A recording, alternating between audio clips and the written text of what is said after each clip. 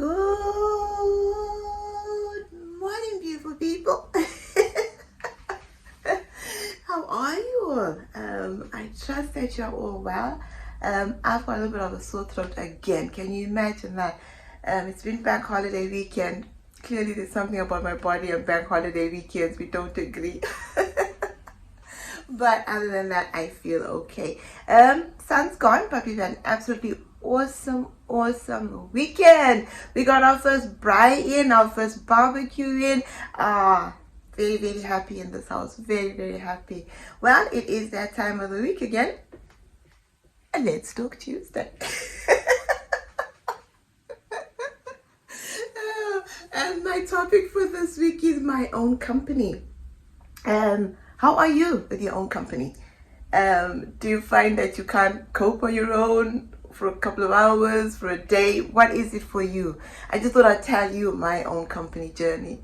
So as a mother, I didn't have much time to have my own company as my children were growing up.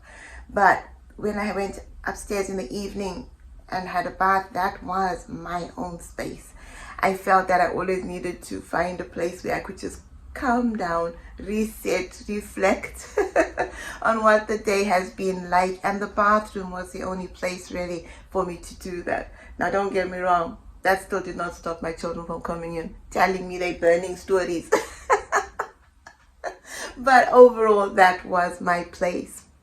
And then as the children have left home, or as they became teenagers, I felt that I could last. Like, if they went out and it got to like 5 o'clock, I was always ready for somebody to come home.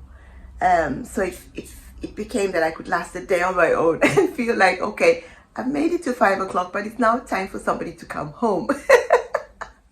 Then I'd be phoning around saying, where are you people? Where are you? Where are you? Yeah, so it got to that point where I was comfortable enough in my own company to spend a day alone.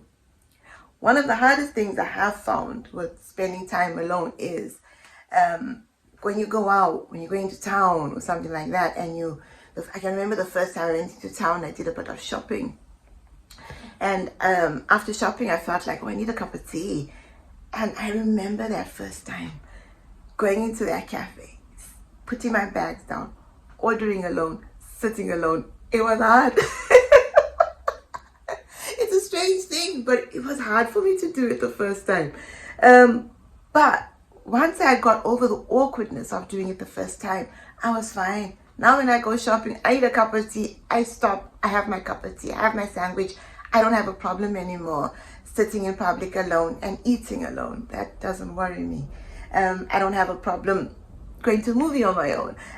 So that has come, with years of doing it. But yeah, the first time I remember it was awkward as something. Blimey, man. It was so awkward. I said we wanted just to take a takeaway cup and leave the shop. But then I thought, no, you want to rest your legs.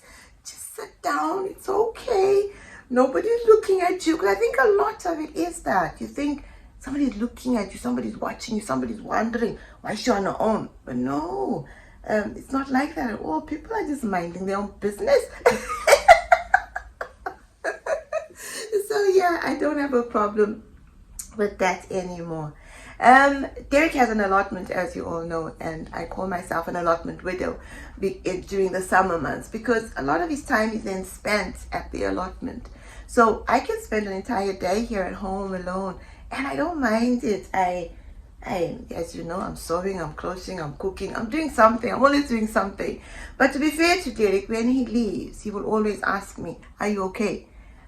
He'll say, are you okay with me going? Do you want to do something? How long shall I be? He asks the right questions, and to make sure that I am okay with him going. But I'm all right with it. If I need him, it's like a 10-minute walk. And I can go invade his space, his time. But no, I've become more comfortable in my own company. Don't get me wrong, when Derek's at work and I'm working from home, if it gets to 6 o'clock, then I'll be like, okay, he finishes at 4, 5 o'clock, he should be home. He's not home. Then I'll stop and I'll say, okay, where is he? And then I'll text him. And most of the time, it's because he's forgot to tell me that he has student interviews, and that's why he's running late. So yeah, I'm fine now with the whole day with my own headspace. I know it's not always easy for people to get comfortable with their own company, but I think it is important at some point in the day. Sometimes I go for a walk. If I've not had my own space, or I've had a very hectic day, going for a walk on my own resets me. It resets me. Sometimes I go with Derek, but 98% of the time I walk alone because he'll be at his allotment doing what he's doing. So yeah, I find that just taking a walk around the block, 20-minute walk, resets me, and I'm good to go for the next chapter. So yeah, make time for yourselves. Make time for yourselves. Make time for space for you and God to have a good chat, for you to have a, sometimes I know it's a moaning chat with God, but other times it's just a rejoicing chat with God. It's just a time for me to speak with Him, be thankful to Him, thank Him for the grace and mercies that He shows me and my family on a daily basis. There are times when I walk with God and I cry with Him for loved ones who are no longer here with us. But yeah, find that space, find that moment. Some people use it to just sit quietly for half an hour and write in a journal. I've done that many, many times. So yeah, get comfortable in your own space, get comfortable in your skin. Clearly I am at that age where, yeah, nobody out there impacts my world. I try not to let people steal my joy, people. I try not to let people steal my joy. So yeah, I'm definitely at that place where I'm comfortable in myself. And I'm happy. I'm happy. Well, I trust that you have an absolutely awesome, awesome week, people. And don't forget to laugh. Life is way too short not to. Take good care of yourselves. Love you. Bye.